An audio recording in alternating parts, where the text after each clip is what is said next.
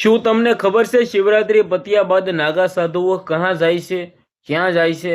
જે આ મિત્રો વાત કીધો તમને બધા લોકોના વિડીયોની અંદર જણાવવા જઈ રહ્યો છું. ખાસ કરીને આ વિડીયો અગત્યનો છે ને વિડીયો એન્ડ સુધી જોતા રહેજો.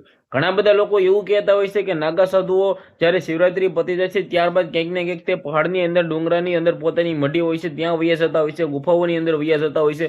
પરંતુ ક્યાંક ને ક્યાંક શું સત્ય બધી જાણકારી આ વિડીયોની અંદર તમને જોવા મળી જવાની છે. સૌપ્રથમ ચેનલમાં પહેલી વાર આવ્યા હોય તો દિલથી ધન્યવાદ છે. ખાસ કરીને સબસ્ક્રાઇબ અવશ્ય કરી નાખજો, વિડીયો બને એટલો શેર કરી નાખજો જેથી હું તમારા સમક્ષ આવીને આવી માહિતીના વિડીયો લાવતો રહું. હાલ તમે બધા લોકોએ જાણ્યું હશે કે ભાઈ આ વખતનો શિવરાત્રીનો મેળો મિની કુંભ મેળો જે હાલ ગુજરાતની અંદર બૂમ પડાવી રહ્યો હતો અને ક્યાંક ને ક્યાંક રેકોર્ડ બનાવી નાખ્યો છે.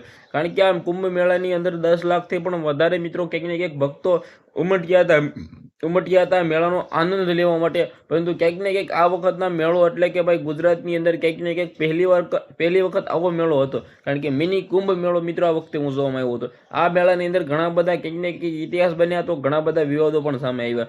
જેમની અંદર ક્યાંક ને ક્યાંક કીર્તિ પટેલ તમે બધા લોકોએ જોયું કે સ્નાન કુંડની અંદર ક્યાંક ને ક્યાંક મુરગી કુંડની અંદર સ્નાન કર્યું અને ત્યારબાદ જે સાધુ સંતો જે ગુસ્સે થયા, પોલીસ ક્યાંક ને ક્યાંક ગુસ્સે થઈને ક્યાંક ને ક્યાંક કીર્તિ પટેલે ખુલ્લેઆમ પોલીસને અને સાધુઓને ક્યાંક ને ક્યાંક આડા હાથે લીધા અને ખુલ્લેઆમ અપશબ્દ બોલ્યા.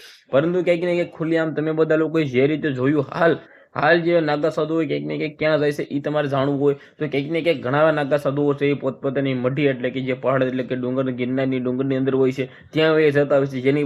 જેની પાસે ગુફા હોય છે જે ગુફાઓની અંદર એ જતા હોય છે. અને જે કંઈક ને કંઈક દર્શન કરવા બીજા ગામડાઓથી સાધુ બનીને આવ્યા હોય છે તે પોતાના ગામડા જઈને જ કંઈક ને કંઈક મઢી હોય ત્યાં જ રહેતા હોય છે. એટલે તમામ નાગા સાધુઓ પોતપોતાના જે પણ મિત્રો કંઈક ને કંઈક મઢી હોય છે એટલે કંઈક ને કંઈક સેવાઓ કરતા જ હોય છે. તો ખાસ કરીને તમારા આના વિશે શું કહેવું છે વિડીયોને બને એટલું શેર કરી દેજો. સબસ્ક્રાઇબ પણ કરવાનું બિલકુલ તમારે ભૂલવાનું નથી જેથી હું તમારા સમક્ષ આવા નવા વિડીયો લાવતો રહું. આજના વિડીયોમાંથી આટલી જ માહિતી. આપણે એક નવો વિડીયો મળે છે. બધા લોકોને દિલથી ધન્યવાદ. જય હિન્દ, જય ભારત.